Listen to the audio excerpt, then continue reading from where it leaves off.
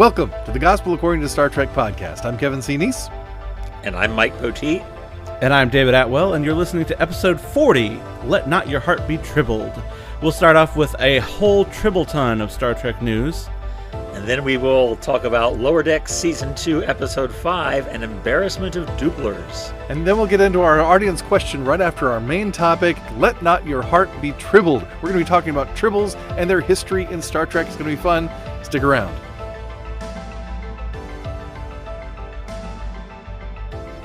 Well, you know, reaching 40 episodes has been no trouble at all. It's just been... We're going to have these all episode, folks. Just strap in. Oh, I was going to start it off These are the jokes, folks. I was going to start it off with, your paw is weak and it disgusts me. That was a great line. Oh, my goodness. Well, welcome, everybody, to our 40th episode. Mike and David, I'm glad you're here. Hurrah. Glad to be here. Yay. Happiness. Hooray. We have a really interesting Star Trek news segment lined up.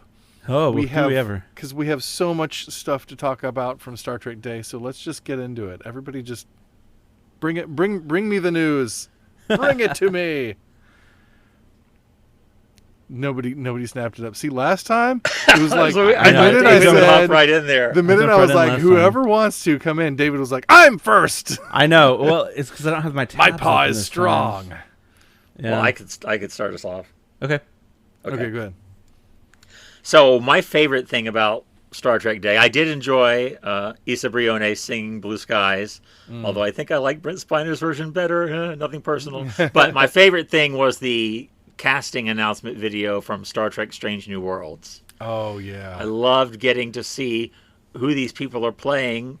And surprisingly, to me, 3 of the characters we didn't know about before are legacy characters. Yeah. Mm-hmm. And a 4th apparently has some tie to a classic Trek villain. So, yeah. I don't know if you all how much you want to talk about that, but I found that pretty interesting and potentially very exciting. Mm-hmm. Yeah, definitely. I mean, anytime you get the name Noonian in there, you're always you know, a little bit on edge. But you know, because you've got Data's father, who's, you know, his episodes are always a little bit iffy, right? But yeah, then there's Khan Noonien Singh and now Lon Noonien Singh. Yeah. What does that mean? I don't know. Does that? I don't know either. I'm wondering if she's like a clone, or because, you know, Khan being associated with the eugenics wars. Mm-hmm. I mean, we don't know anything at this point other than she's got Khan's last name. Although the screen showed a hyphenated last name. Oh, really? Yeah, I don't, and I'm pretty sure Khan's name is not hyphenated. No, it's not. And so maybe that's just doesn't mean anything. Maybe it means something. I don't know. We'll find out. But yeah. Well, it will definitely mess with canon a little bit because, you know, Julian Bashir was supposed to be the first genetically modified person in Starfleet, right? To anyone's knowledge. Well, I suppose that's true. Right. You're not going to get away with the name like Lon Noonien Singh and not. Right. That might have come out. Well, but didn't they say? Well, it would also. I don't know that her being related to him necessitates her being genetically modified in any way. It does not. That's true. That's true. Good point. I mean, but she could. Didn't they say in Spacey that the records from that time were fragmentary or covered up, or? Well, that's true. There was something about. So it could be a distant relative, a distant descendant. Maybe nobody bats an eye. You know, right. I don't know. Yeah. But the name, I don't know. It'll be interesting to see. But I mean, there's got to be some sort of connection. Though obviously, like, they can't actually bring up Khan because he's not. You know, he's still frozen by the time of Strange New Worlds. Right. So. Right. Yeah, as long as they don't go anywhere near the Botany Bay. Right. Yeah, it's good. It's good. Yeah. Botany Bay. Botany Bay. Do you know, I was watching Jeopardy the other night, and the answer to Final Jeopardy was Botany Bay, and I got it wrong. And I was so mad at myself. No. I was so mad at myself. Yeah. But I think it's an interesting choice to bring back established characters, and so many of them, of course. Yeah. They're degrees of familiarity, right? Because we all feel like we know Uhura really well, and Nurse Chapel. Although Nurse Chapel, I was writing a piece about this for redshirtsalwaysdie.com, and I noted that Nurse Chapel in the original series, mostly defined by her relationship to men, Right. either the one she's engaged to, who turns out to be an android, or the one she's pining after, who is Mr. Spock, or the one she's assisting in surgery. But then to bring in Dr. Mbenga, who we know nothing about. He's only got one scene in one of the 2 episodes he's in.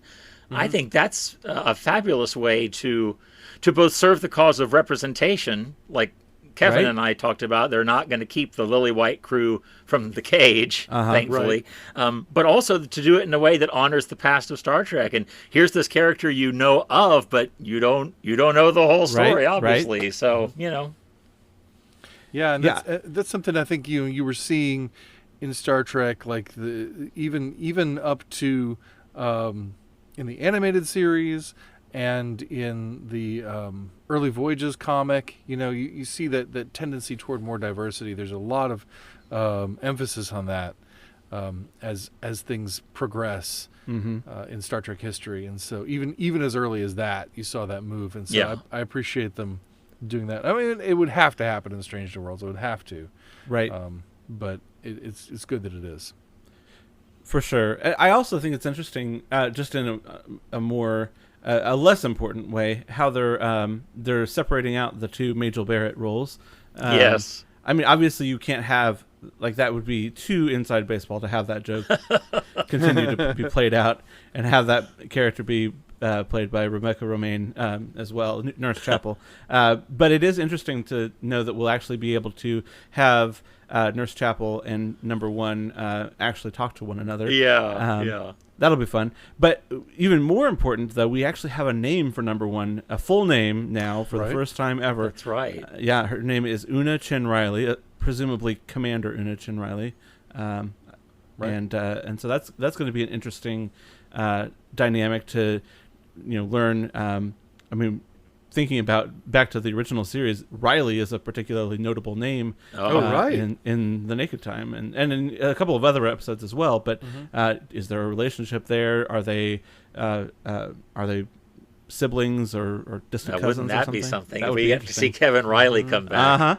Yeah. Who would you cast Kevin Riley as? That's a pretty Who singular would I cast character. as Kevin Riley? Oh, yeah. Gosh. The most famous person in Star Trek sharing my name. I don't know. I have to figure that out. All right, what else do we have? We had you got your wish, Kevin. What? That's what I was going to say. We talked about our wish lists last time and yes, I got at least half of my wish list. I mean, I wanted premiere dates for Disco 4, Prodigy 1, Picard 2, and Strange New Worlds 1. I got half of my list. I mean, I didn't say on the show that I wanted all 4, but I did get half of my list, which is probably the more realistic version. So yeah, I got that, and I was like, all right, good, I'm done. We're done here. This is fantastic. Yeah. So for those of you listening at home, Prodigy season 1 starts October 28th. So we're actually only about 6 weeks away from that. Yeah, it's close. And then Disco season 4 comes November 18th. So unless Prodigy season 1 is only 3 episodes long, we're actually going to have an overlapping Star Trek series, 2 Star Trek series airing at the same time for the first time since Deep Space Nine went off the air. That's right. Yeah. That's right. So that's going to be really interesting, and it's going to be for 7 weeks. Yep. 7 weeks. These 2 series are going to air concurrently, and we will be covering the episodes of both. It will be a Herculean undertaking. We're going to have fun. It's going to be exciting. Yeah. So look forward to that, gentle listener, because, it's going to be interesting. What else do we see from Star Trek Day? I really like the format of Star Trek Day this year.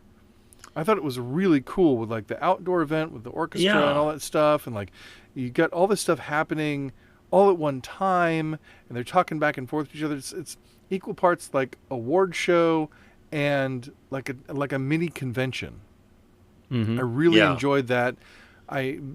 Part of that meant that when you had like George Takei come up and talk, he was reading stuff from a teleprompter, and that was fine.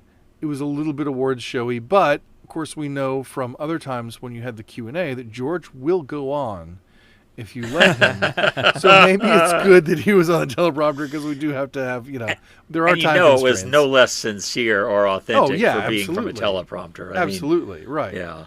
It just, the scripted moments were nice. Some of them were better than others. Yeah. But it was a little bit like, I was glad we got to see more of those people. Like, I'm glad George came up again Yes. and told his story about, getting his first phone call about Gene Roddenberry and Yeah, mispronouncing his that's a name great lot, which was story. a great story. Oh my gosh, it was wonderful.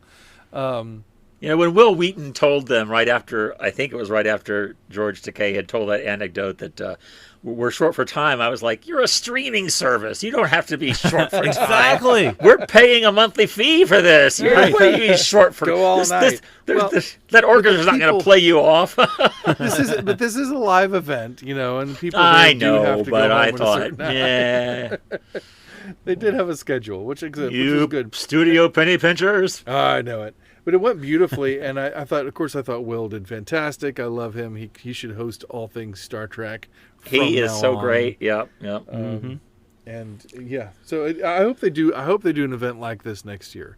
I think this is a really great format. I think it's interesting because this comes on the heels of the event formerly known as Star Trek Las Vegas, where they would ordinarily have revealed a lot of this information. True. But of course, they lost that license. Yeah. That's right. I think it was this year even. So it's just STLV now, with no meaning behind it or whatever. Oh, really? Yeah, I think they might have come up with an acronym, but it's still STLV. But it very distinctly does not mean Star Trek Las Vegas. Yeah. So it's I do wonder how much of this is like they pulled all of the production value that they would have ordinarily put into that event and put it into this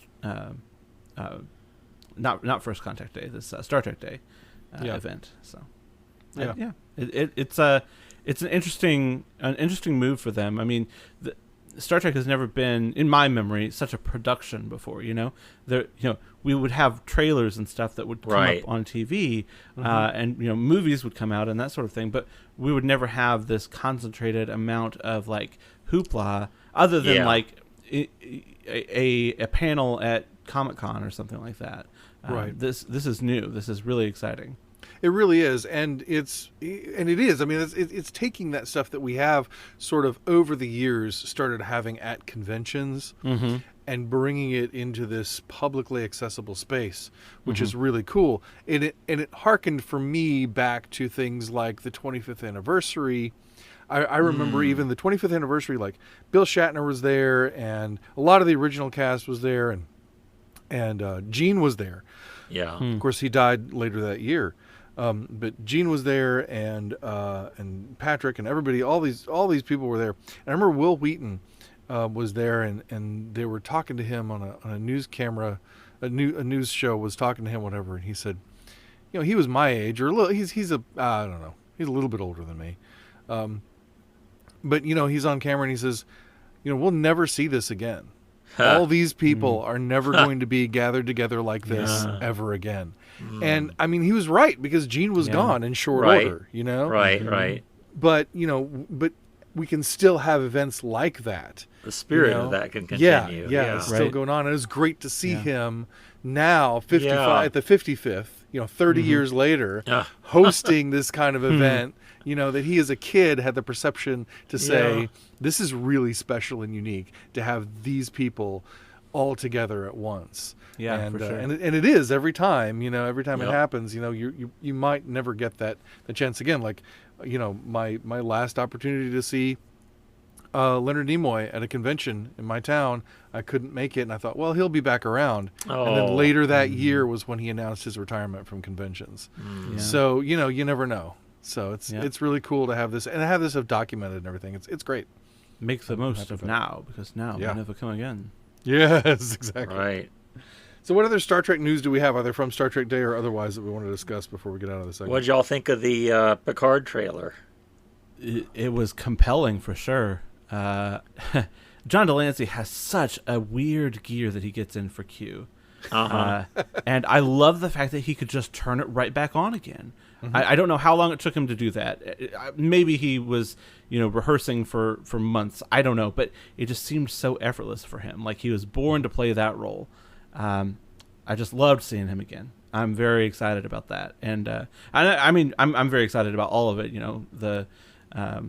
The way that they're sort of positioning this as an alternate universe story, and that's sort of the big thing right now, right? I mean, Marvel's doing it, and right. Star Wars is doing it, and we've had a little bit of that with Star Trek before with the Mirror Universe, but seeing the alternate universe sort of what could have been kind of thing, and I mean, that's a brilliant way of finding out what your characters are really all about, and how they actually, like, what the core of their personality really is, and I'm really looking forward to seeing what they do with it. I really did enjoy season 1. I thought it was not perfect, but I thought that it was really impressive and really fun, and I'm really looking forward to season 2.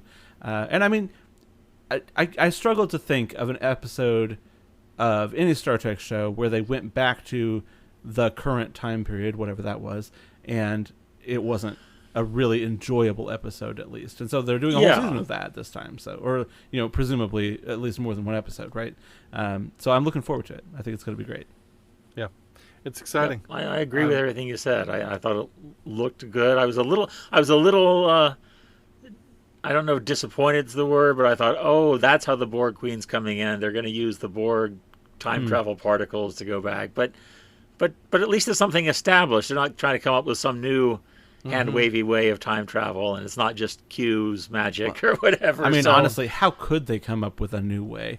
There's so many different ways. How many ways could you do? Yeah, right. Like, we got the slingshot method, we got the Guardian of Forever, we've got the Borg, we've got the Q, we've got... frankly, I'm glad to see Star Trek taking head on this issue we're dealing with today of what kind of society do we want to be? Yeah.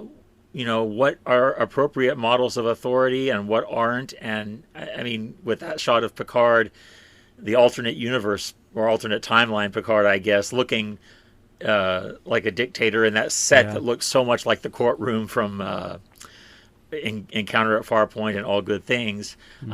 I think it's good that Trek is, I wrote about this as well, but I think it's true that Trek often tries to come at these things sideways, because that's what Roddenberry wanted to do. This planet's an allegory for this and the other's an allegory for that. But this time they're coming right to our backyard and are going to have something Trekky to say about it. And I'm excited to see what that is.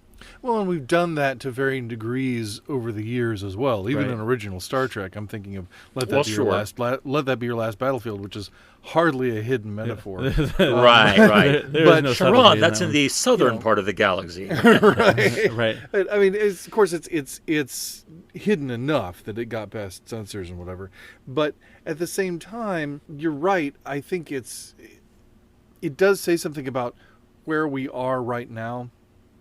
As a culture. And I think even, I don't want to say globally entirely, because I know it's not true in every nation of the world, but in so much of the at least the dominant cultures, the industrialized world right now, there is all of this sense of upheaval. And, that's one of the things that we do on the show, or try to do on the show, is to say that, that upheaval, it happens, and it's okay.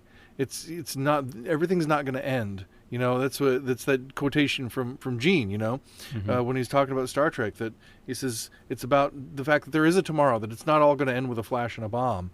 And that's really true. And I think the bomb that we're afraid of right now, we used to be afraid of the atomic bomb. I think we still are, but it's that looming presence that was in the Cold War is now the bomb of cultural shift. Which we have no control over. The bomb of authority structures and institutions collapsing, and people and things that we've relied upon failing us, and that's part of the human project. That's part of the human experience, and I think we can look at that as a positive thing too, to say that we have the opportunity to think about and to choose where we go next, in some very big ways. Yeah. and Yeah. we can have a voice in that, and that also, no matter where we go, culturally, socially, politically, whatever happens in our churches and in our daily lives, that there are constants,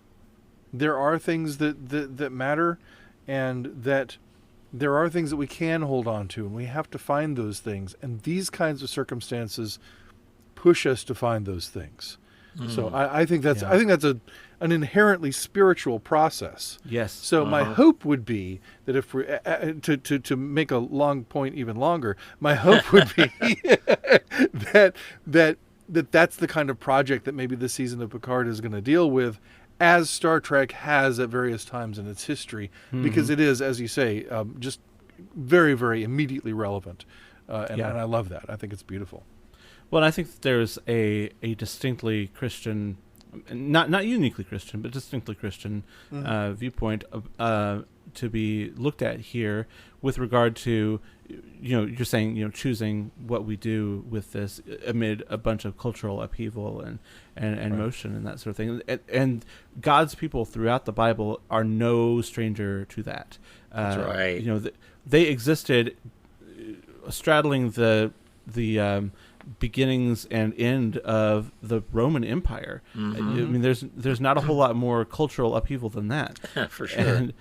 And among all of that, there was diaspora, and there was a sending out, and God's message to them through all of that was not stay together. You must, you must remain a nation or whatever. It was, you are my people no matter where you are. And as you go, as you are scattered, as you go out among all of the nations, take my word with you and make the cities that you go to better, because in their salvation you will find your salvation. Right. And and I think that there's a uniquely Christian viewpoint there, where we can say, yeah, we want to make, as we go, as we're scattered, as we go out, we want to make our culture and our life more like the Star Trek universe, because we think that looks more like the kingdom of God. And we think that sort of equality, that sort of opportunity, that sort of freedom is pointing toward what the kingdom of God offers, and we want to see more of that. And so, yeah, I hope absolutely that Picard dives into that. But honestly, even if they don't explicitly do it, they're doing it implicitly, and they always have throughout all of what Star Trek has been. So even if it's just a big phaser fest on Earth, it's still going to talk about that sort of thing. It's a metaphorical phaser fest. It's like a John Woo film. Exactly. But well, that's great. Well, that's our show, folks. Thanks very much. We'll see you next week. I told you we could probably get it all done with just news. We're not even done with news yet. We're not even done with news yet. We're not even done with news yet. What other news do we have?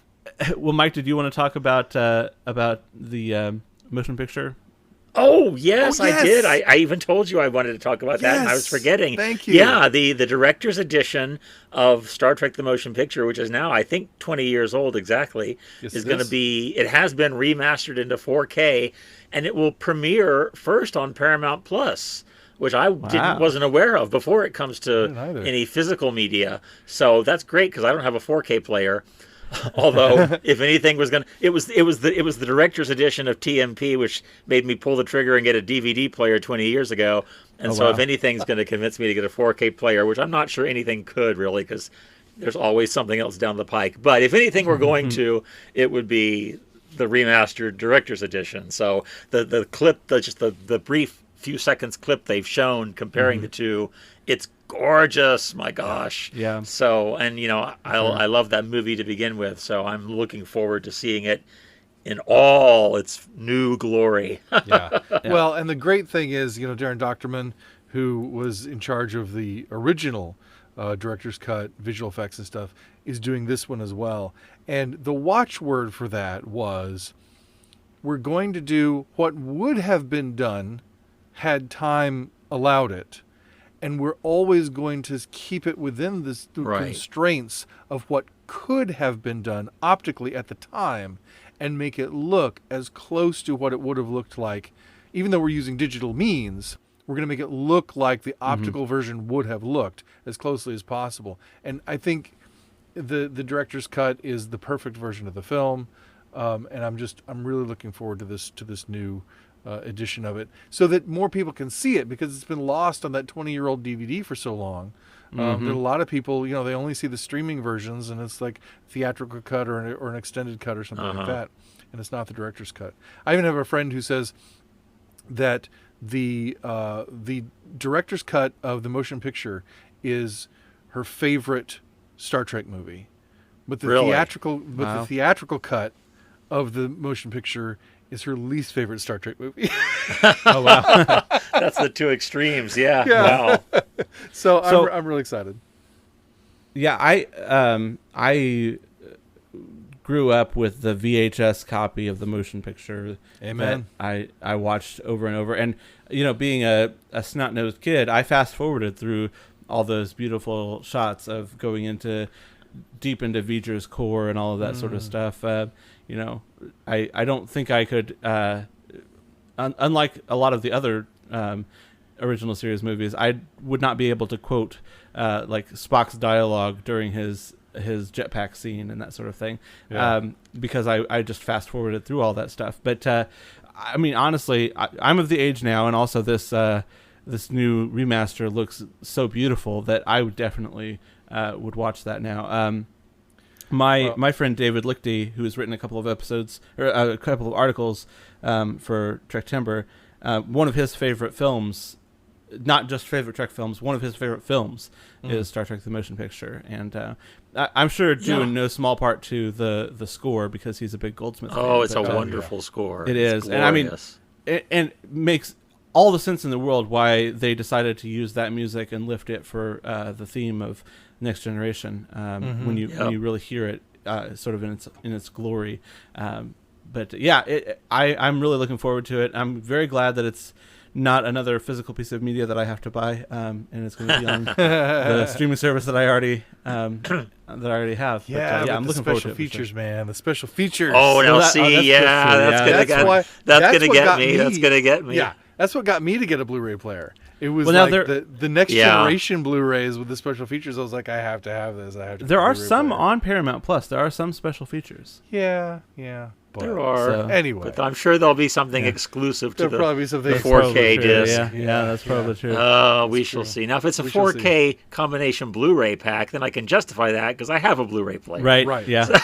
Well, I mean, Blu-ray is 4K, so that's. Well, see, that just shows I'm. It'll downscale okay. for you. Yeah. So, but there's a distinction though. There must be because Yes. So you can play 4K Blu-rays on a regular Blu-ray player. I'm pretty sure. Pretty much any regular Blu-ray player, and you'll get a better experience if you've got a 4K TV. So, well, this opens a whole new world to me that I didn't realize. So it just like downscales them a little bit or something. Yeah, I believe so. Yeah.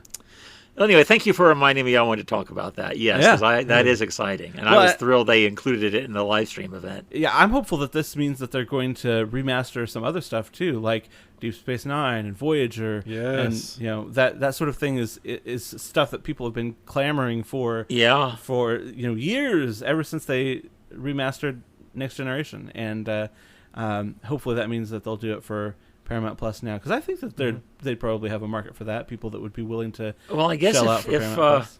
If Paramount Plus continues to prosper thanks to Star Trek, maybe they will, because they said after TNG, we loved doing it, but it was a real labor of time and money, and we don't have the money to do the other series. And so, but we'll see. I mean, and certainly, I'd love to. I know I haven't yet watched the Deep Space Nine documentary, but I understand there's footage in there that's been upscaled into 4K, and I hear it's spectacular. So. Yep. Well, as far as I'm concerned, Paramount Plus is Star Trek Plus. I know. used to call it Star Trek All Access, but that's the only thing I watch. And my wife watches a couple of other things on there, but that's, as far as I'm concerned, it's Star Trek Plus to me, and I'm sure many others. So hopefully there's going to be a little bit of love shown to the more classic series. Yep, I hope so too. One more piece of news Okay. that is sort of not really late breaking, but fairly recent. Emmys. The Emmys have been announced. The actual Emmy presentation is going to be, let me see here, Sunday, September 19th, but they've already announced who won everything, so, I'm not sure why I they think did the that. creative really? Emmys they've announced, right? They haven't Yes, done like yeah, the yeah, acting yeah. and the Correct, writing, yes, but yeah. Yeah. the other, The technical Emmys. as if there are no non-creative Emmys. Yeah, the Right, technical yes, Emmys. the technical yeah. Emmys, yeah. So the big one, the big announcement is Discovery has won the outstanding visual effects. Outstanding special visual effects in a single episode for Sukal. Nice. Oh, That was a good nice. episode. Yeah. Yeah, that was. Well, that brilliant. is well deserved. Definitely, absolutely. And there were other nominations as well. Discovery was nominated for 3 other categories: outstanding period and or character makeup, non-prosthetic, which it lost to The Queen's Gambit.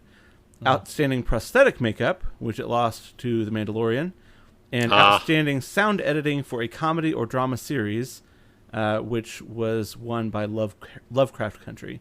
And then just another little bit of Emmy love for Star Trek. Lower Decks was nominated for outstanding sound editing for a comedy or drama series, half hour, and animation. Cool. Aren't those Nice. titles of awards ridiculously long? They don't flow trippingly off the tongue. It's They They don't. do not. They do not. Anyway, Lower Decks lost that one to Love, Death, and Robots. So, but A show nobody's even heard of. I mean, right, come on. yeah. Well, I've heard of it, but I That's haven't probably watched why it. it won the Emmy. Right? It's snooty. So Well, I don't know. Maybe I'll love. now, just because Star Trek didn't win a category doesn't mean its competition is snooty. Lovecraft true. Country is really good. I've only seen about half of it, but it's really good. And of course, The Mandalorian. Hey, you Oh know. yes, yeah, for sure. So yeah, no shade at all on those other No, shows. of course not. I'm just being. But yes, yeah, it's really exciting to see Star Trek, and really, honestly, frankly, any sort of genre film, or television winning this sort of thing. I'm It really is excited nice. to see Yeah. that. Yeah. Yeah, I would like to see, like, the thing that I really liked about the GLAAD Awards was that the Discovery won for Best Drama Series. Yeah. Like, it's good to see Star Trek win for something other than visual effects and sound editing. Like, it's nice to see them win, like, the NAACP award for Best Director. Not just best director in a genre, but best director, best drama series. Of course, those are specialized awards shows, awards that are given with a particular interest in mind, and that's fine. That makes sense. It would just be nice.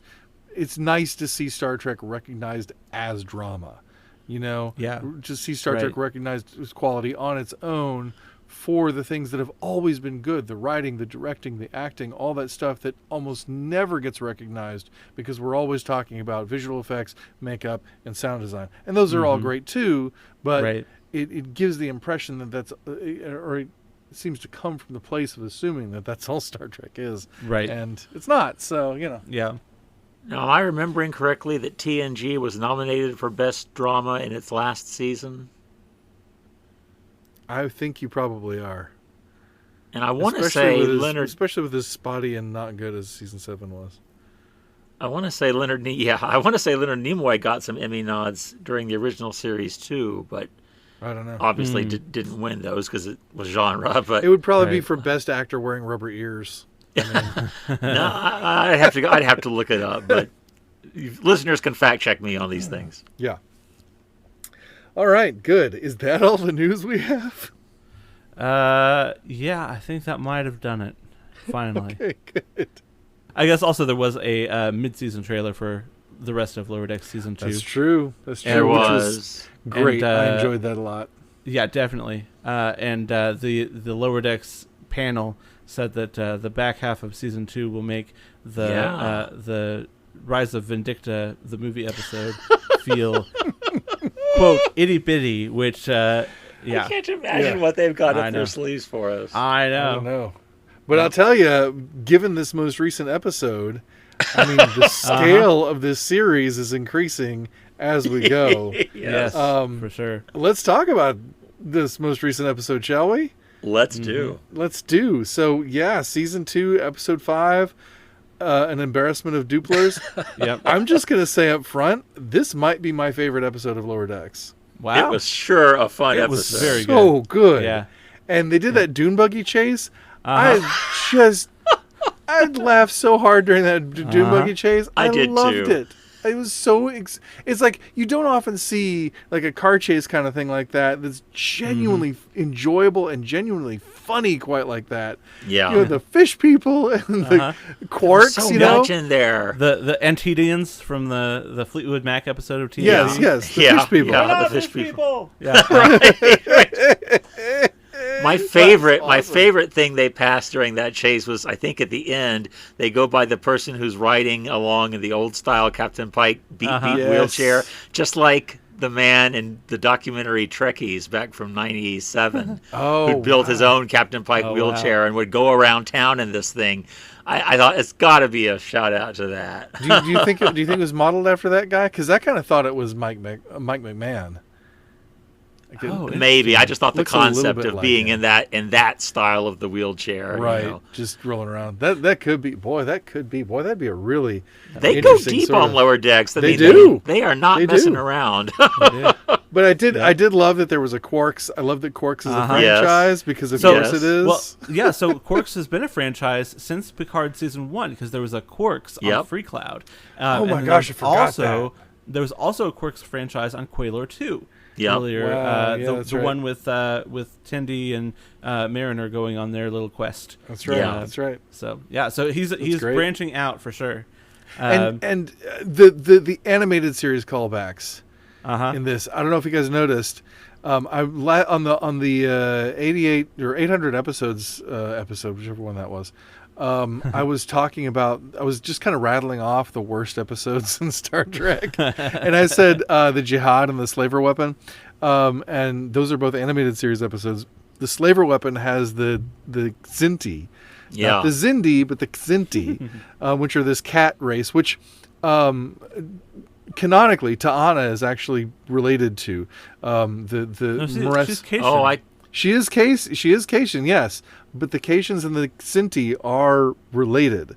And so there's not the first time, but there was the pan through the mess hall or whatever on the Cerritos, and there's a Xinti officer there standing nice. there. So slaver weapon reference in this episode, and then also when they're going through the aviary, and the aviary thing drops.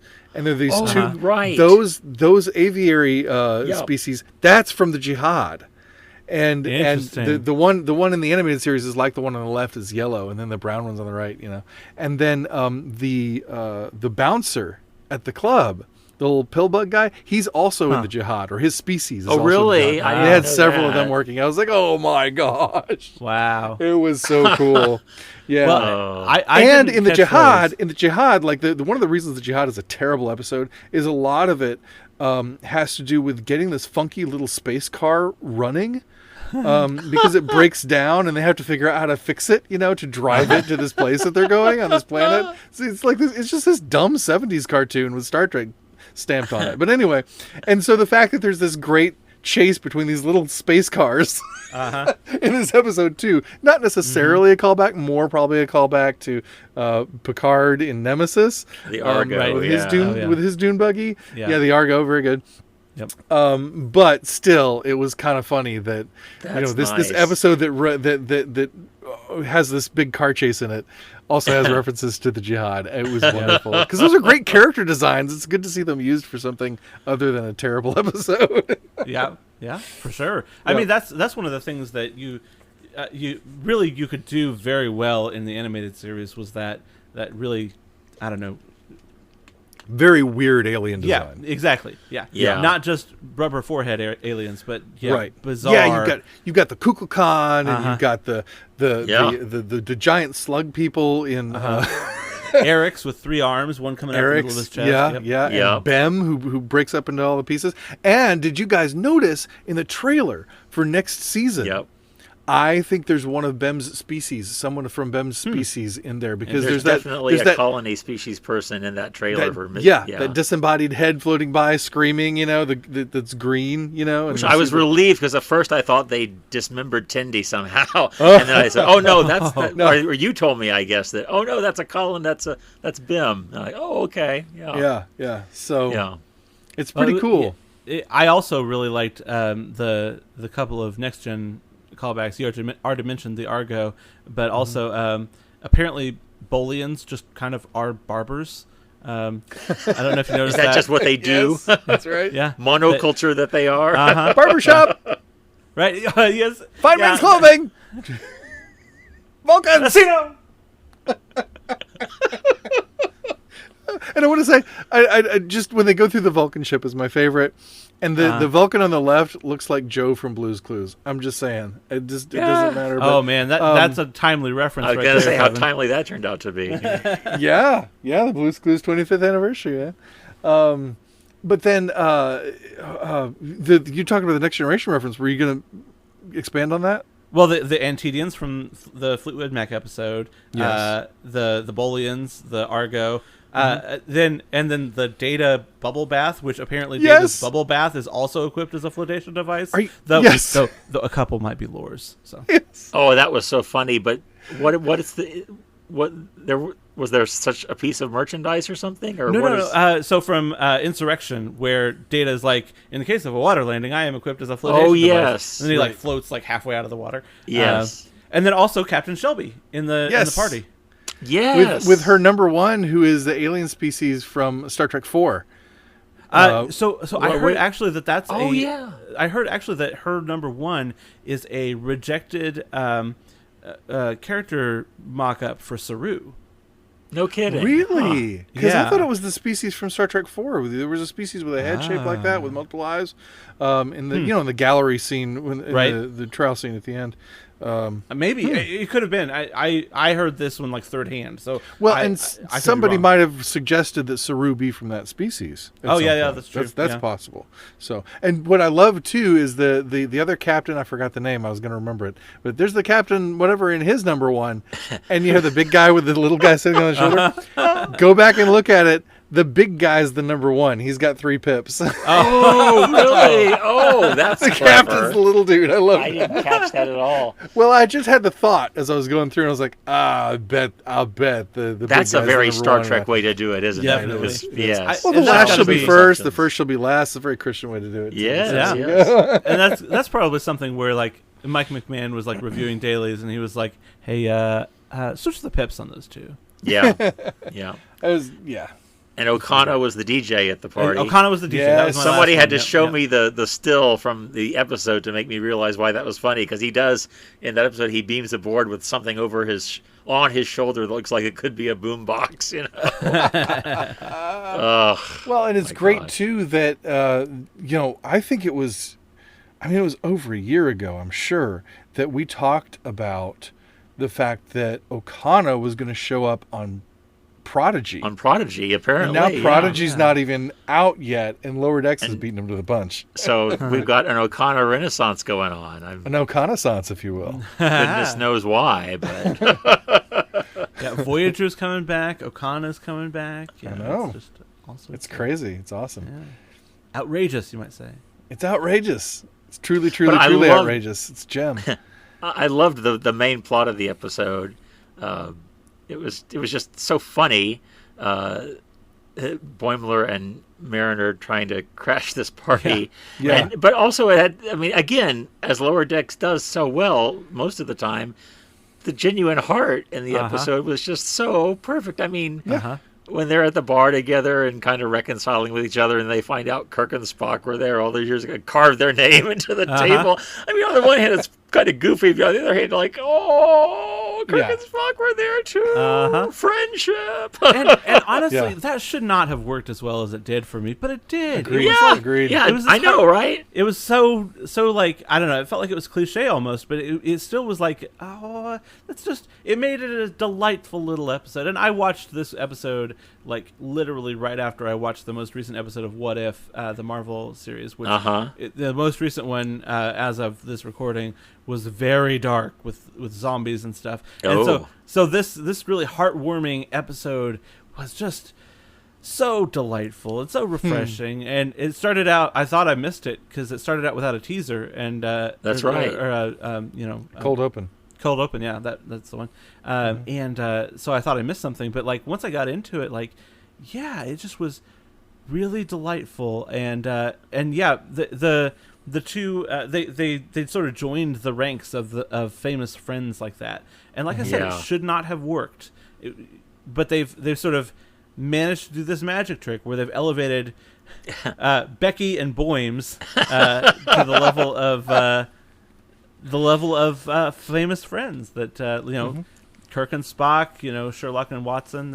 And then they even up it a little more by having the whole rest of the bridge crew, or not the bridge crew only, but the rest of the main characters end up all together with them too at the end, which like just this family feel that you've never quite felt in that way before from Lower Decks. But I bought it, I liked it, for sure. And the fact that they beamed the Doopler into the party to cause havoc there, it was just icing on the cake.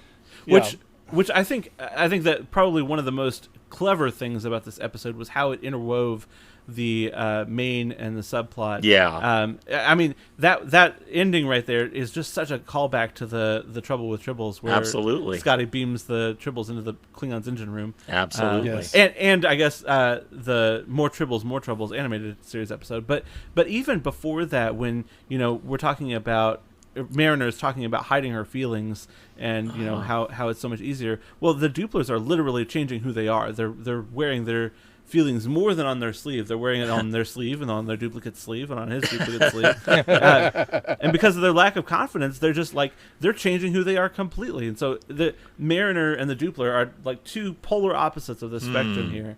And I thought it was interesting how like those two things sort of tied in together. Yeah, that's a good observation.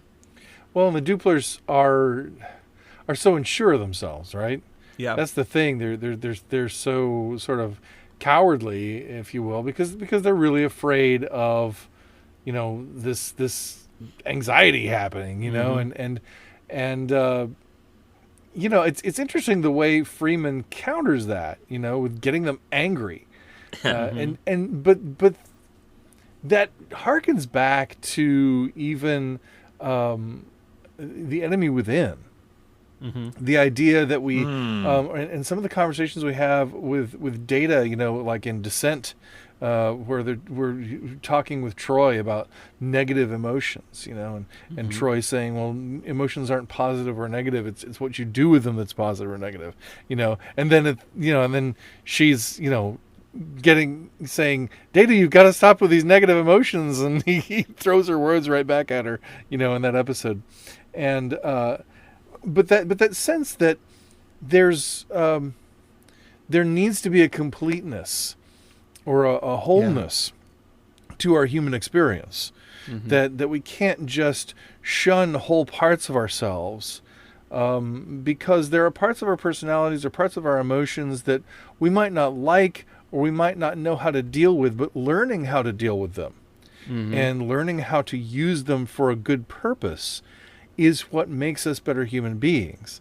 And I mean, it's a crazy big idea to pull out of this tiny thing, but at the same time, I mean, it's an ongoing Star Trek theme that again shows up. A lot of stuff in Lower Decks is quick and funny and resolves in a short amount of time and is done kind of flippantly or offhandedly, but it's all still based on those same principles. Those same principles are still working out. Those same ideas are still coming through. They're just coming at you really fast. Yeah.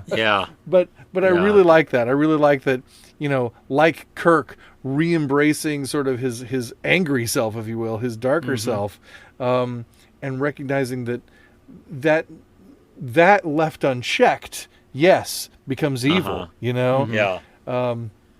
But that aggression or that passion, reined in and properly as properly ordered, is what's going to make Kirk a whole person, and that's the lesson. That's something that I think our Doopler friend is going to need to learn. Well, and I think to be able to function. I think that the Doopler and Mariner both have a fear of being abandoned in a way. I mean, Mariner's fear is of literally being abandoned by people that she, forms a relationship with, and then they run off and go somewhere else. And by the way, I loved how they finally dealt with this betrayal, which is what it sort of felt like. Yeah. And they really dealt with it in a real way, I thought. Yes. Yes. And didn't pull any punches or anything. But the way that his embarrassment and his lack of confidence reveals itself is interesting to me, because it harkens back to a lot of humans' own problems with the same sorts of things, same sort of insecurity, which go back to our, at a previous point in our life as a species, that was necessary. Like, we had to fit in with a society in order to survive. But now we don't have to as much, right? And so, if we don't fit in with everyone in society, like, we can't, right? All of them, right? No, we can't do that. So that little vestige of what we used to be as a species is really almost holding us back in a way. And I think that the Bible talks about that in the way that it sort of frames our identity, not in terms of who we are to others, but in terms of who we are to God. That we don't have this, we don't have to impress everyone. We don't have to be the perfect person to everyone. Paul talks about being all things to all people, that by all means he might save some, but that's for their benefit, not for his, right? The way that the Bible talks about people makes it very clear that we are valuable in and of ourselves. We are inherently valuable, and our value doesn't have anything to do with what other people think of us, and so we don't have to worry about splitting ourselves into multiple pieces in order to be a different person in one place than we are in another, so that we can fit in everywhere. We just be who we are. We can be whole people. We can be integrated people, and we can be the people that we need to be, even without being angry, and even without being shouted at. We can be whole people, and I think that that's a beautiful way of sort of experiencing the gospel, when you can look at the way that Jesus says that he came to save people when they were sinners, and that our conduct and our acceptability and our confidence levels have nothing to do with who he is, and because of all that, we can be who we are. Yeah, well, and I think that's a Star Trek principle too. Yeah, or in a way that the way that Star Trek principles mirror Christian principles, which is the reason we have. We talked earlier about the diversity in the crew and all that in the new series. The reason we have that is because it's fundamental to what Star Trek is. It's fundamental because it's about all these disparate people, and saying that the variety of our race, the variety of our species, is not an accident. Right. We're meant to be different. And it's not only okay that we're different, but like we talked about on the Roddenberry episode, we should be glad that we're different. We should celebrate the fact that we're different to one another. And if Starfleet is a place, generally speaking, where people can contribute based on who they are, and where they can, and not just the Starfleet, but the Federation values overall, are about people being who they are. And certainly we have to agree to cooperate with one another and to work together, in various ways that are necessary for the functioning of our, our community that we're building. Right. But those things are intended to allow everyone to flourish, not to drag anybody down. And I really like that. I really like that idea that the reason we can all be ourselves is that we can that everybody can all accept that we are all different, and be glad about that. Be glad for that. And from a Christian perspective, and I think this is a place that Christian culture often fails. That when we notice variety, we split off from one another, rather than celebrating it and saying, "Wow, isn't it amazing that we can all be part of something that is much larger than ourselves?" And we know that this thing is larger than ourselves because of how many different ones of ourselves there are here. Nadia Bowles-Weber talks about the idea of the church, like who can be included in this tent. And she says, yeah, but the thing we keep forgetting is it's God's tent. Right. It's not ours. Yeah. Yeah. You know, and every Absolutely. time you draw a line between you and somebody else, Jesus is on the other side of the line. And wow. so Yeah. that's one of the things that I love about the Star Trek ethos, the Star Trek philosophy, is that it does echo that truth, that human truth that is also a divine truth of how we can work together. It's the Imago Dei, right? I think Right. the Imago Dei is probably the most important and underappreciated, undertaught doctrine in sort of the Western Church right now. Is the doctrine of the Imago Dei, and I'll beat that drum until the day I die. That people are made in the image of God and deserving of respect and value. They have value, independent of whether we offer it to them or not, simply because they are made in the image of God. That is why God came, because he made us in his image, and he made us diverse and different and unique and in community in his image, on purpose. And that's part of the reason why I love talking on this podcast and I love doing real world theology, is because I feel like in Star Trek and in a lot of culture, but in Star Trek in particular now especially, there's just a lot of that within Trek, and I really do value that, because it's bringing that, it's making a way for us to talk about that in sort of a broader way. Yeah, that's beautiful. Also, the Doomsday Device, the Guardian of Forever, and Mourn were all Yes, on the wall. yes. There was Mourn. There was a picture of an Andorian. It's either an Andorian or Balok. It looked more like an Andorian. And there's another picture of A Bajoran Solar Sailor. yes, the Solar Sailor. Yeah, Oh, behind gosh. him, and the Phoenix is there. Well, the Phoenix. I did that's see right, the Phoenix. I forgot about the Phoenix. Yeah. There's all kinds of good stuff. Yeah. And I'm sure if I had slowed down and frame by frame watched the car chase, I would have. Oh yeah, there's I would've tons of seen stuff in way there too. more. I'm sure. Well, Yeah. didn't McMahon say at the Star Trek Day panel that, or maybe I heard this somewhere else, that they knew they wanted there to be enough for people to go back and watch it multiple times and find something new every time. Yeah, Yeah, I'm gonna have to do that. That's good. Yeah. Well, that's so that was fantastic. I'm always excited to see what Lower Decks brings us, because it's honestly, it continues to be both dependable and surprising. Yeah. In how much Star Trek it brings and how much gospel it brings. But the thing that I think was brilliant about this is that we did see that mirroring of the Tribble, Very much so. Right. the Tribble, if you will, the Tribble episodes with the Dooplers, and or the Doopler. Anyway, and so Mike brought this to our attention, and brought to our attention also that this year is the 25th anniversary of Deep Space Nine's classic landmark episode, Trials and Tribulations. Yeah, And, which is so unlike any other episode of Deep Space Nine, and yet it's one of the most popular episodes of the series. Yeah. Well, same thing with Far Beyond the Stars, but I mean, True, but that's but true. Yeah.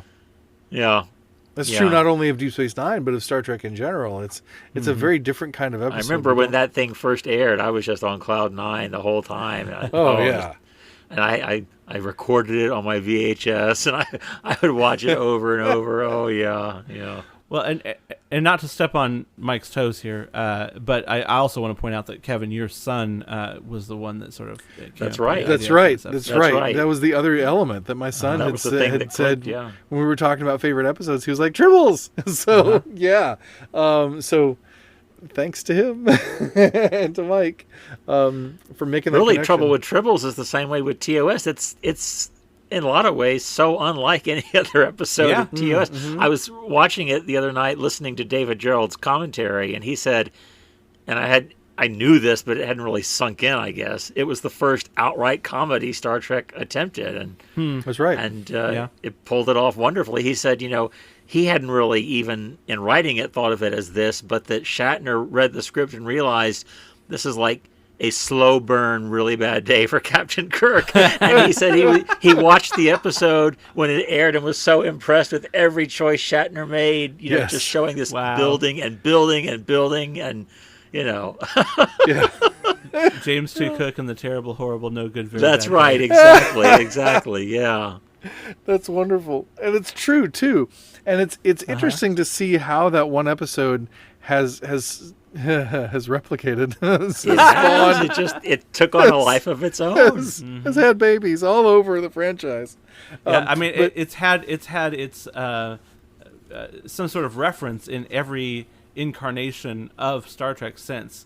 You know, in of course Deep Space Nine for the anniversary there, and then in the 2009 series, the Into Darkness. There's the Tribble blood. Yes. Yeah. Right. Well, there's a Tribble on Scotty's desk and on Delta Vega That's true. Yeah, There yeah. is. in the first Right. film for some reason. Yeah, yeah, and then in the sort of Kurtzman era, the Trouble with Edward, the Short Treks episode. Yep, that's right. Which could probably be equally termed, Tribble's origins or something. Well, it's really interesting because when we were talking about this episode, I decided to go back and watch all the Tribble stuff. And I actually watched it in reverse because I started with an Embarrassment of Dooplers. And then I went to the Trouble with Edward, and then I went to Trials and Tribulations, and then I went to more Tribbles, and then I went to the Trouble with Tribbles. And I've been thinking a lot about the Trouble with Edward. And if you haven't seen it, pause the episode, go watch it. It's 15 minutes. It's kind of a... And watch past the end of the credits. Watch past the end of the credits, past the Definitely. studio logos. There's a nice little Easter egg, a nice little surprise there at the end, which I found at least as enjoyable as the entire short, if not more so. Really great. But I feel like I was watching that episode and I thought, I mean, I know nobody from the new series is involved in this, but it just felt like this sort of soft backdoor pilot for Lower Decks. It felt like the first time Star Trek was trying not just comedy, but the kind of comedy, like the tone of comedy that we see in Lower Decks. And With the Johnny Appleseed felt song, like, yeah. Yeah. It felt like a kind of a live action Lower Decks episode. Everything happens real quickly and develops really fast and ends on a Starfleet officer saying a thing a Starfleet officer would probably never actually say in any other series. You know, I actually got stuck on that for a good few minutes today because I thought, we've had officers in Star Trek before who in moments of peak could be written off as idiots, like Styles in Balance of Terror, Lieutenant Broccoli in Hollow Pursuits, but no other Starfleet officer, I mean, they always find some way to deal with that person, to either to meet them where they are or to get them to be more than they are or whatever. It ends on a little bit of a sour note for me with the captain at her, it's not a court martial, it's a review, I guess, saying, Well, can you explain what happened? He was an seen- idiot, and that's the last line of the episode. So that it strikes a little bit of a sour note for me there. Yeah. But I get that I'm probably thinking about it too hard. But that's my way. No. I don't think you're thinking about it too hard. Also, the last line of the episode technically is "We're pregnant with flavor," but no, I don't think you're thinking about it too hard. I have heard that objection before, and I don't think it's necessarily misguided. I actually think it's missing a key part of the equation here, and that is that all of those other characters that you mentioned, especially thinking about Barclay, because that's the comparison that I've seen. We're talking about characters that are sort of acting in good faith. They're acting wrongly, but they're acting in good faith. Whereas Edward Larkin is trying to ruin the mission as soon as soon as Captain Lucero says no, you can't do this. He tries to tear her down. He tries to tear the mission down to the point where he's willing to sacrifice his life for this sort of thing. He is definitely not acting in good faith, and I think that's a good point. Her actions at the door of the escape pod there at the end are also sort of indicative. She's still trying to save him right up until the point he's like crushed underneath the weight of Tribbles. That's a good point. So I think that her saying he was an idiot, it's not something that you normally hear a Starfleet officer saying, but also in her defense, she's been a captain for all of 2 weeks. Right. Whereas, like, Picard had, a decade, 2 decades of experience under his belt when he was dealing with Barclay. Those are excellent points. And Kevin, I was going to say, I agree with you. It feels like a live action Lower Decks, except for that moment where there's 2 moments. Larkin gets crushed by Tribbles, and earlier the Tribbles are filling up a turbo lift, I think it is, or something. And some crew woman is, and it's like this horror take on what all the Tribbles falling on Kirk in the in the original series, animated series episode. I mean, I never would have thought I'd seen the Tribbles as a creature of horror, but that's you would not want to be stuck under all those things. Yeah. There's actually a T-shirt that is the Trouble with Tribbles, and it casts it like an old horror movie. Oh, I could totally see doing that. This hand reaching up out of the Tribbles. And I actually have a photograph of David Gerald holding up that T-shirt because he saw it and loved it and bought it. Nice. Yeah. But it's also interesting that the Trouble with Edward starts off sort of telling you what the end of it is going to be. It's that narration of Pike saying it's not often that losing a crew member is cause for celebration. Oh, I hadn't thought of that. Nice. Wow. Yeah, it does, doesn't it? Yeah. Yeah. It's interesting though. It does sort of it clashes a little bit with the Trouble with Tribbles. It clashes a little bit with Trouble with Tribbles because it talks about Tribbles in this state where they reproduce slowly and they don't do a lot and whatever. And Edward sort of hyperactivates their he sort of makes them the Tribbles we know, right? Yeah. and that becomes the Tribbles we know. But then when they are talked about in the Trouble with Tribbles, Spock has a line about how their planet has a lot of predators, and that those predators keep the population down.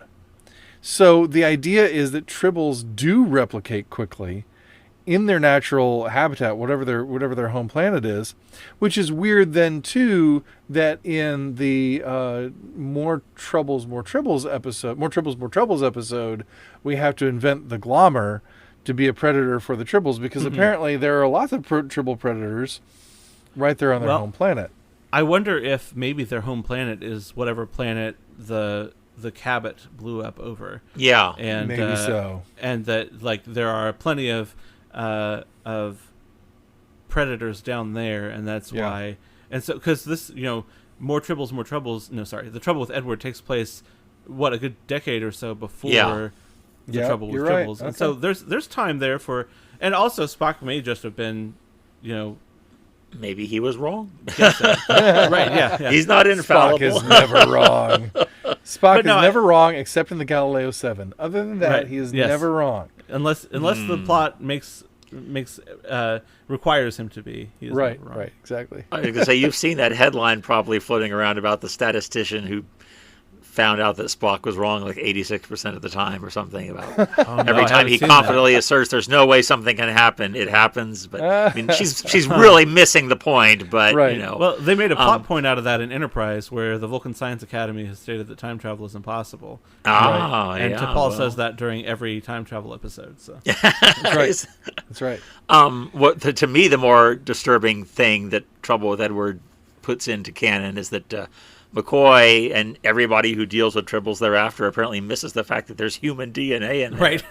That's talk about horror, but it's interesting, Kevin. You mentioned about their home planet and their natural environment because these episodes, Trouble with Tribbles and More Tribbles, More Troubles, while they're obviously mainly comedies, they've got some serious ecological undercurrents Right. running through them. And what struck me on this go-round was noting how Sherman's planet is at issue in both episodes. Both times it's facing famine, drought, crop failure, and the issue is, in Trouble with Tribbles, who can develop this planet more efficiently. Right. It says, under the terms of the Organian Peace Treaty, the planet's going to go to who can develop it more efficiently. And this got me wondering, is that really the criterion? I mean, obviously we want some things to be efficient, like we like food production to be efficient. We'd like the sharing of resources to be efficient.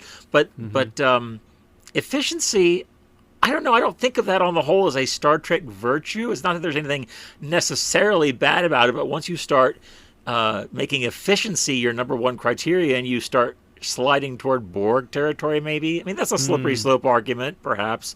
But also the fact that then, presumably at the end of Trouble with Tribbles, the Federation gets Sherman Planet, and then not a year later, in universe time, it's on the brink of famine again, and the quadrotriticale didn't work, so now we have to bring in quintotriticale. So, so it seems to me there's this not fully exploited, for lack of a better word, undercurrent of there's a potential critique of efficiency and that utilitarian view of life that I don't think it was Gerald's main interest, whatever.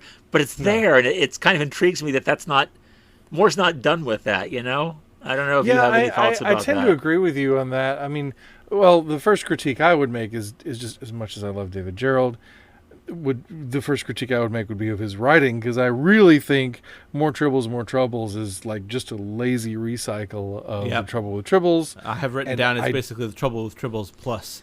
Yeah. Interesting thing though. Before you get to your deeper point, I agree. It's a lot of a retread, but the original idea he had was the Glommer was going to end up replicating and feeding on the human crew members, and they decided they could not do that in animation. More Tribbles, More Troubles was pitched for the third season of the original series. Really? And they didn't get to do it because the new Fred Freiberger didn't like Trouble with Tribbles. He hated it. When he met David Gerald, he said, "Oh, I hated your episode." So, but when DC Fontana was story editor for the animated series, he got along well with DC. He says that DC Fontana taught him so much about writing and storytelling, which kind of surprised me because I agree the animated Tribbles episode it's lackluster at best. But anyway, go on with your point. Well, I digress. As I went through all of these, I kind of came up with a mental ranking of the Tribbles episodes and which ones I enjoyed the most. And More Tribbles, More Troubles was at the bottom of the list. I really dislike that episode. So I'd kind of like to just sort of jettison it, but we can't. I mean, it's there. Yeah. And you're right about the ecological thing. I mean, not just with Sherman's planet and needing to get grain to them and all that sort of stuff, which is just always felt kind of contrived to begin with. But also just how we treat animals, how we treat an animal species. Edward's whole thing in The Trouble with Edward is looking at the Tribbles as a food source. Absolutely. And that's all he cares about. He's like, you take the fur off them and they're just like scallops. Right. And they might be sentient, but it's okay. I can make them brain damaged. Right. Yeah. And it's like, okay, even if they're, even if a sentient being is brain damaged, they're still sentient beings. Yeah. Absolutely. No, that's okay. We can still catch them. Right. Yeah, right. So that'd be easy to hunt. They can't move that fast. So that's kind of the thing about Edward and why he earns that title of an idiot is that he misses the whole point of the project of Starfleet, I think. Of what the Federation of Planets is. Yeah. Yes. Right. Yeah. And then in More Tribbles, More Troubles, Spock might as well be making a joke. It's a very flip line at the very least about how Tribbles make very effective weapons against Klingons. Like we're weaponizing these creatures, and this is now twice they've done it. Yeah. right? It's kind of shocking. And whether they're sentient or not, I mean, we're coming from a next generation standpoint, where there's even a line in, what's the one with the dog face aliens who have lightsabers? What? One of them is played by Mark Alimo. I can't remember the name of the episode.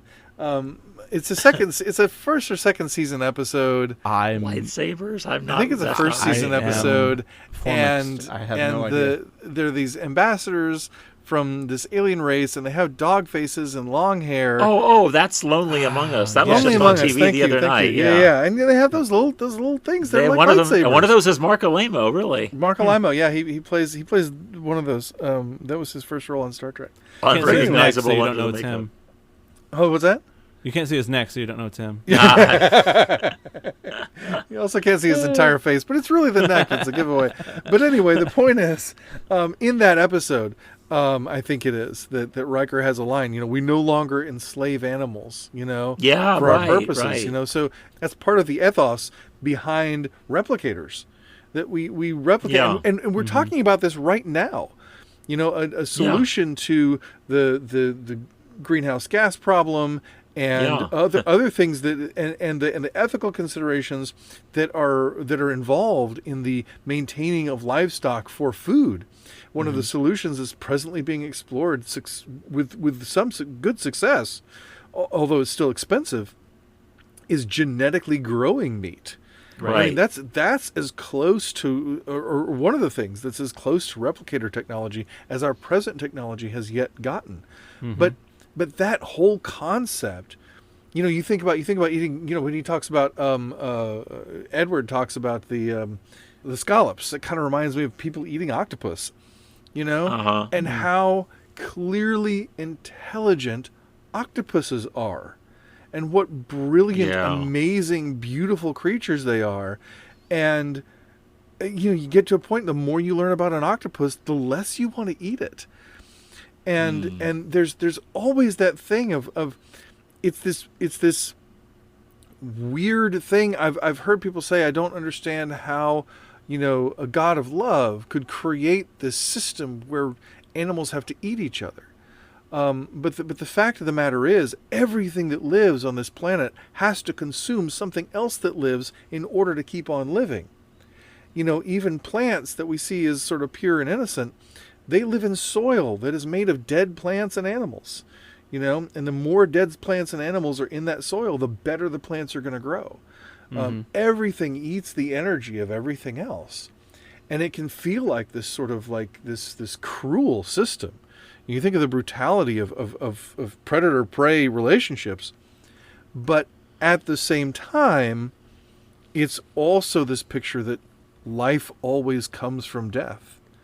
And this perpetuation of life, even though death happens, which I think is a central premise of the gospel. Yes, but the other piece of that equation is we could, if we chose to, not eat other animals, right? I mean, I haven't made that choice personally.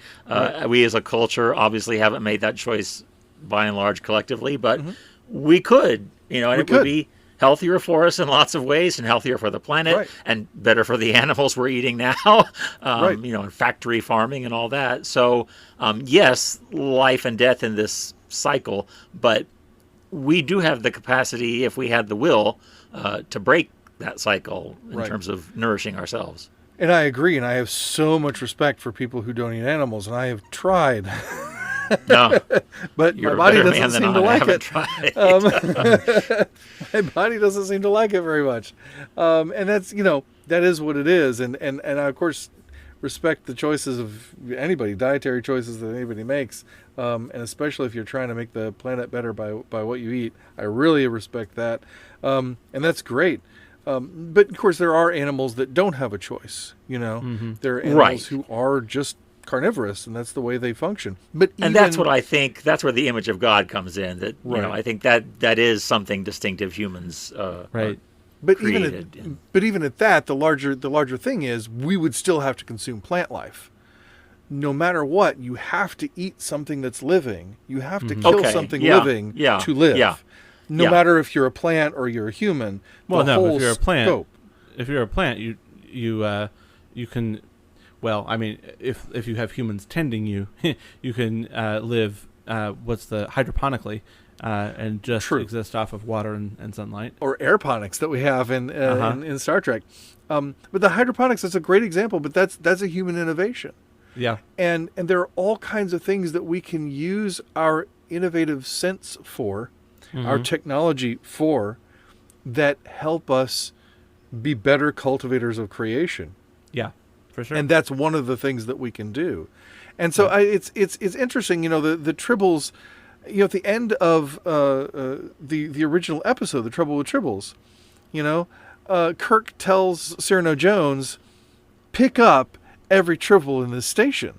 And he's like, well, that's going to take years, and Spock calculates at 17 years. Well, of course they keep replicating, so I don't think that quite works out. But what's he supposed to do with them when he picks them up?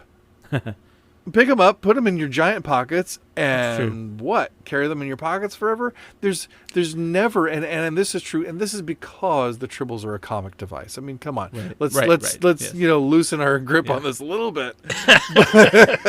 But there's never any consideration for what we do with Tribbles. We get rid of them, we get them off our space, and stick them in somebody else's space. But that's how that's how humans how you deal with waste, how you deal with all kinds of things that you want to get rid of. You just shuffle it off on somebody else. One thing I had never noticed before when I watched it this time was that right before the big bar fight erupts, or as it's erupting, it's not like he has premonition or something, but once it starts erupting, the bartender starts removing all those Tribbles from the bar, putting them down. And I think on a practical level that's done so that later a Klingon can go sliding across the surface of the bar, so it's stage business. Right. But it got me thinking, hey, this bartender's like the only person looking out for the Tribbles. Cyrano Jones is trying to sell them, and the Klingons are trying to get rid of them, and but the bartender's like, he's keeping them safe. So, and shouldn't that be something on which we're judged as a species, and especially as Christians who believe that we've been given dominion, but that doesn't mean domination over other creatures, like how we treat these creatures who, simply by existing, intelligent or not, give glory to God. The Psalms talk about this, Genesis talks about this, the book of Job talks about this. All these other non-human life forms on this planet, just by virtue of existing, glorify God. Right. And I wonder, too, if maybe we were talking earlier about efficiency and that sort of thing. Maybe this is what they mean. Maybe efficiency has a different sort of connotation. Maybe they've redefined it. Maybe so. Not necessarily redefined, just sort of refined the definition. Where where it's like, instead of talking about making more with what we've got, we're talking about using less to supply who we have to supply. So maybe that's what they mean by efficiency. Still being able to provide for all of the people, of whatever species that you might be talking about, but in sort of a more efficient way. And let's remember too that those are specifically, we're talking about Organian values, not necessarily overall Star Trek values. So that's another part of it. But well, that's true. Although Kirk goes on to say, and although the Klingons are ruthless and cruel, they are efficient. So I don't know, but I'd like to think we've evolved in our understanding of it, in the way you've pointed out, David. I like that. I agree, and I think that's really true.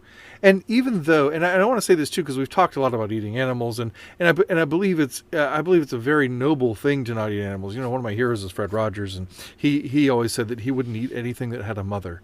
And I've always admired that. I haven't been able to do it in my own life, but I want to say too that because we are omnivores, we do have the ability to eat meat, and I don't think that's an accident either. Right. I do think we are a part of a system where animals eat other animals, and we can engage in that. I think we can engage in that without guilt for the thing itself necessarily. I think we can do that in sustainable ways and in humane ways, because again, all life does have to consume life. And it's just like, trees exist, and I don't think God is obsessed by us cutting them down and using them for wood, and we do use the different parts of the planet, including other animals, as resources, but it's part of our job as cultivators of creation to figure out how that works.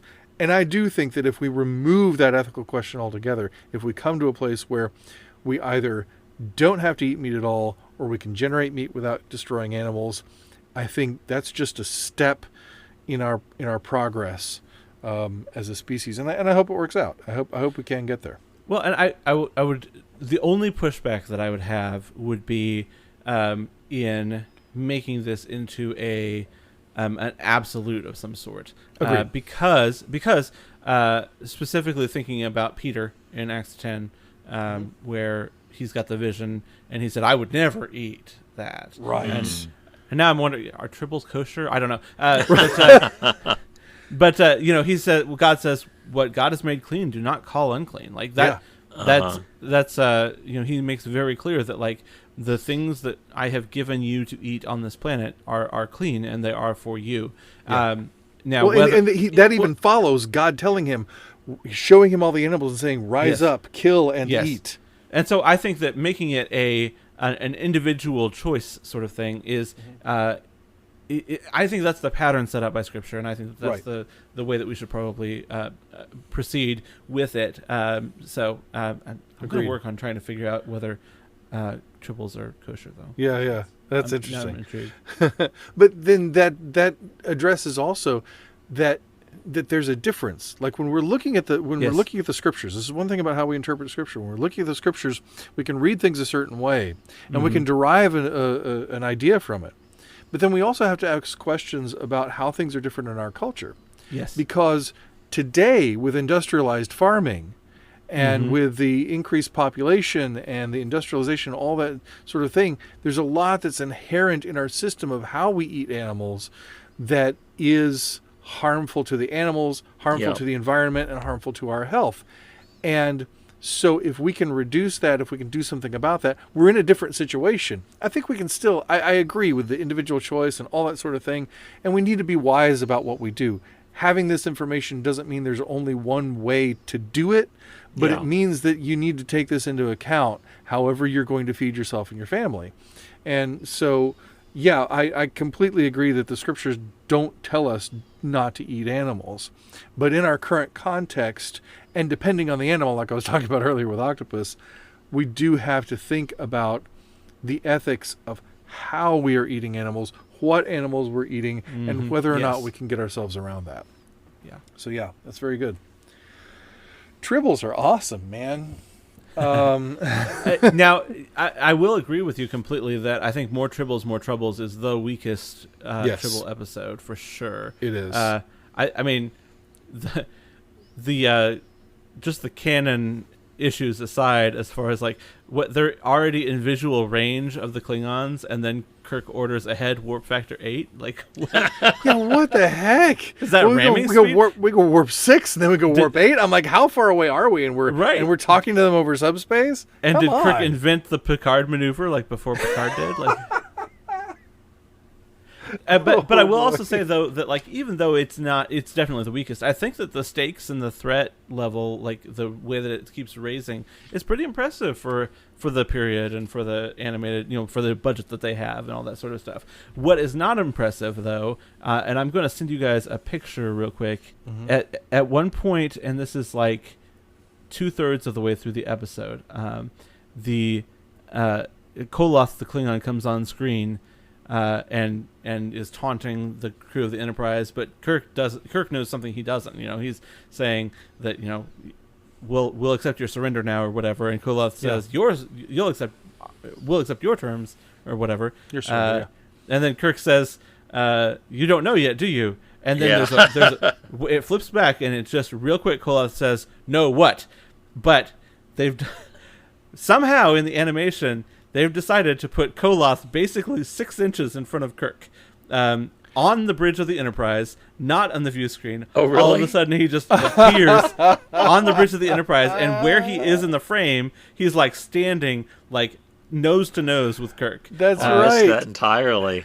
Yeah, It's just for that one shot, and then it goes back to him being on the frame. But I love the idea that the Kirk says, "You don't know yet, do you?" And then he teleports into the Kirk's face and say, "Know what?" And it seems like a really hilarious moment to me. That's the scene when the Tribble is rolling through Koloth's ship, Right. Right. That in the comes- background. that I comes guess the next I'm shot. distracted by that. Well, no, Misdirection. we cut to the shot David's talking about. Then we cut back to Kirk, and then we cut back to Koloth, and that's when the Tribble rolls through. Oh, okay. Yes. So All yeah, right. exactly, and that's so funny. I think this is probably the retcon for this is that this is when the holographic communicator just sort of flickered on for a moment and then flickered off. Well, you can't get too picky about the animation on that show. I That mean, is very true. I understand it was efficient. Yes. Right? Yes. It was it's efficient. efficient because they could Yeah. get the episodes done quickly. But you'll notice every time Scotty supposedly is working the transporter console, you look over his shoulder, he's got a mustache that's Yes. been gone again. That bugs me no end. I notice Yep. that every time. But And it also looks like he's like somehow gravity is weird in the transporter room because like he's like standing on the wall and like leaning forward onto the Right, console. right. It's very strange. David Gerald says in his commentary, every time in that series Kirk is saying something musingly, like with his hand in front of his mouth, that's so the animators didn't have to sync up the Right. lip movements with the words. That makes Yeah, sense. they did that a lot. But oh. What do you? Yeah. One more thing though about the original Tribbles episode, I wanted us to ponder. Yeah, please. Kirk's little speech to Uhura on the bridge. Too much of anything, Lieutenant, even love, isn't necessarily a good thing. And I wondered what we think about. I mean, I would agree in general, too much of anything isn't necessarily a good thing. Everything can be taken to excess. But number one, are Tribbles love? And number two, can you have too much love? Well, I mean, you know- I guess people do. I'm not a pet person myself. I'll be upfront about that. Right, but neither am I. appreciate that many people are and consider their pets part of their family and love them and feel as though their pets love them back. And I think that that's probably accurate that pets do. yes. But I also think about a scene from the musical "You're a Good Man, Charlie Brown," where Charlie Brown's counting his friends, and Lucy's telling him, "No, they're not your friend. They're not your friend." He says, "Well, Snoopy Snoopy only pretends to love you because you feed him. That doesn't count." So I mean, it's not a major theme of the episode, but it's always kind of. I always wonder what is driving Kirk to say that, and is that really the right takeaway from the situation? That too much of anything, even love, isn't necessarily a good thing. I think it's a particular idea of love. And I think it's Yeah. particularly like ardor and affection, which are Uh-huh. beautiful and good things, but with which we can certainly get out of balance. And, Okay. from a Christian perspective, of course, loving action is considering others better than yourselves, doing nothing out of a selfish ambition or vain conceit, but in humility considering others better than yourselves, to do things to serve other people, to aid other people, to help other people, and to be a beneficial presence in other people's lives. And ultimately, to be willing to give yourself up for other people, to sacrifice Yeah. yourself for other people. Yeah.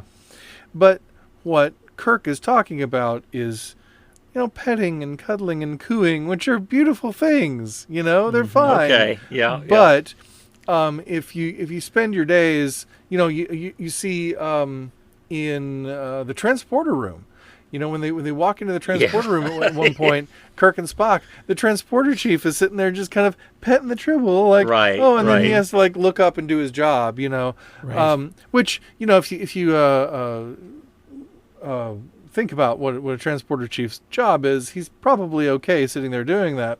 But I do think Kirk is saying, look, you can get so caught up with how much you like these things that you have them around so much and you're focused on them and you're not taking care of your job and you're not taking Right. care of them really either. Yeah. So Right. in that sense, I think the type of love to which Kirk is referring, yes, can get out of balance. Yeah. But love as an ethic for conducting our lives, love as the core of the universe because God is love, and is the creator, sustainer of all things, and that love is sort of the key to how we function as human beings in harmony with one another and with our environment. You can't have enough of that. So that's my response. I like that. Yep. Thanks. By the way, somebody did figure it out. Kosher. Somebody did figure it out. Tribbles are not considered kosher because while it has a cloven hoof, it does not chew its cud. I don't feel like Tribbles have hooves at all. But I don't know how they locomote actually. And now that we know they have human DNA in their makeup, that was the Levitical author was very concerned about not mixing types, right? So that would be. Yeah, that's true. I would know. I'm not a specialist in kosher food law, but right. Well, you couldn't have cotton poly under Levitical law, so hey, yeah. Would the glommer be kosher? I don't know. I don't know at all. I really think kosher laws probably only apply to earth animals. And especially since we're in the new covenant and and all of that. It doesn't matter no much longer to us. no longer bound by the curse of the law. Right. I don't think we have to worry about It's it. just a curiosity. It is a curiosity nonetheless. I bet you there are some Jewish science fiction authors who have pondered this question. Well, I was just thinking there got to be, because it's too important a marker of Jewish identity for many observant Jews that they would just not wonder about. And I wish I could remember the title. I've heard of an anthology of Jewish science fiction where not just science fiction by Jewish authors, but it's science fiction by Jewish authors dealing with Jewish themes and Jewish life. And maybe it's called Wandering Stars. I haven't read it, but I've heard it's out there. And I can't imagine nobody has ever considered kosher law in extraterrestrial situations before. Absolutely. Think about the things we Christians talk about on this podcast in extraterrestrial context. Well, it's true though. I was just thinking about my friend Jonathan Gershom, who's a rabbi, who wrote the book Jewish Themes in Star Trek. And contributed an essay to my Spockology book several years ago. I'm sure he has considered that and would consider that quite certainly. Yeah.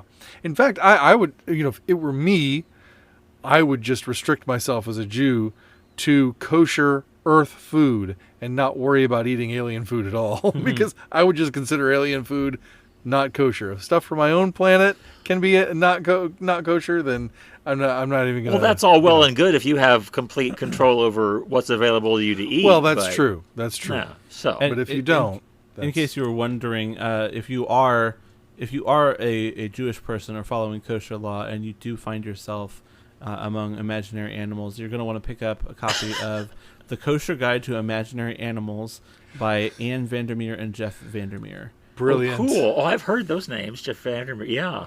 Brilliant. They're big. They've written a lot of Trek nonfiction, the Vandermeers, really? I think. Yeah. Yeah. Apparently the Tribble is in this. I have not read it, but that one did come up as a result when I was doing my Well, research. that's fascinating. Yeah. Yes, it is. Yeah. Oh my goodness. Well, folks, I feel like have we done all we need to do in this episode with the Tribbles? I feel like if we go any further, we're gonna go off the deep end. Yeah. I think we've tribbled these waters long enough. Oh dear. Well, you know what's no Tribble at all is audience questions. You're just trying to cause trouble. That's all you're doing. All right, so for our audience question, a couple of weeks ago, we were talking about our favorite episodes of Star Trek, and we asked you folks at home to share your lists of Star Trek, your favorite Star Trek episodes with us. We're going to keep our promise and read that on the show here. We have a listener who has sent an interesting list. He said, "Oh no, is that just Threshold 8 times?" No, they said, for me, it is the pilots. The Cage, Where No Man Has Gone Before, Encounter at Farpoint, Emissary, Caretaker, and Broken Bow. Interesting.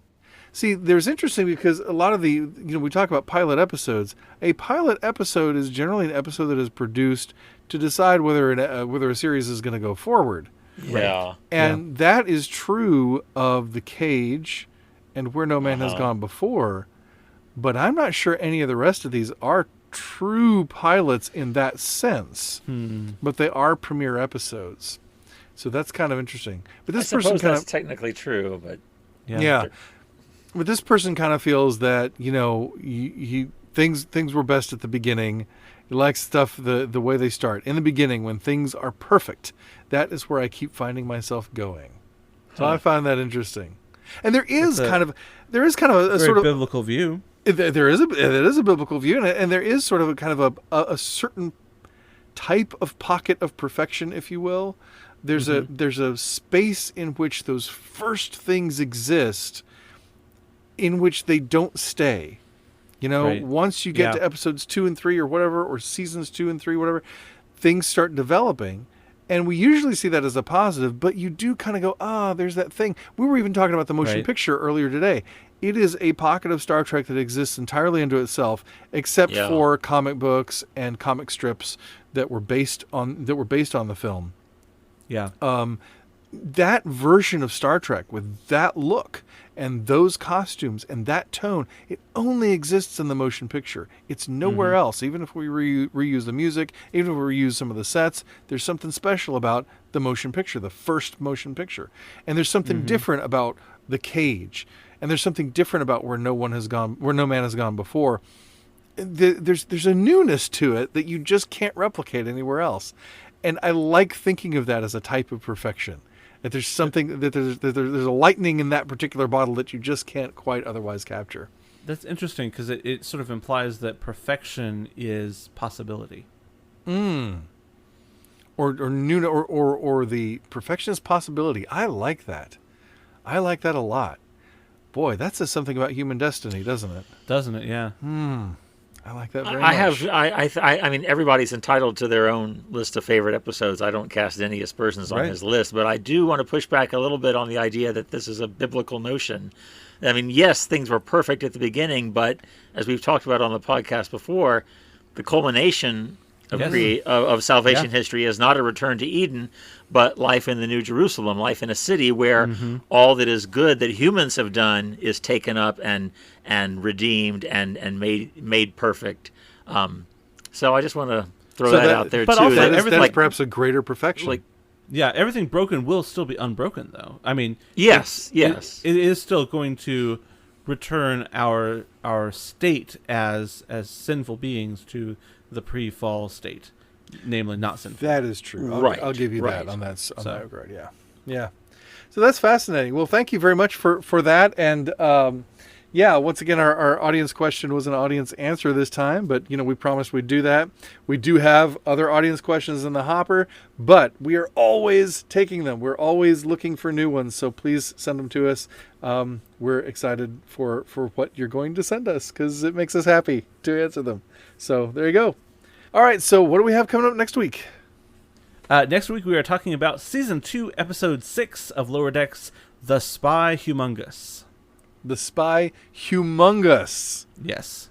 So clearly... the title's funny.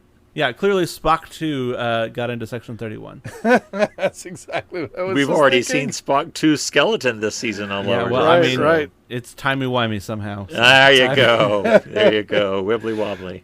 All right, well, I'm looking forward to that and whatever else we come up with for next episode, whether it's related to Lower Decks or not. But I hope you will join us one way or the other. And in the meantime, please like, share, rate, comment, and subscribe on whatever platform you do that. Also, please send us your questions. Gospel According to Star Trek on Twitter and Facebook and Instagram, or gospeltrekpodcast@gmail.com. You can also support the show. We appreciate it so much. Our supporters keep us going and keep us encouraged and help us to make this show every week. And you can do that by clicking the support button on anchor.fm/GATST or by going to patreon.com/gospeltrekpodcast. You'll get all kinds of cool outtakes and special exclusive content and early content that other people won't get. So that's going to wrap it up for this edition of the Gospel According to Star Trek podcast. Thank you so much for being here. Until next time. I'm Mike Poteet. I'm David Atwell. And I'm Kevin C. Neeson. As Jesus said in John 10:10, live long and prosper. See you next time.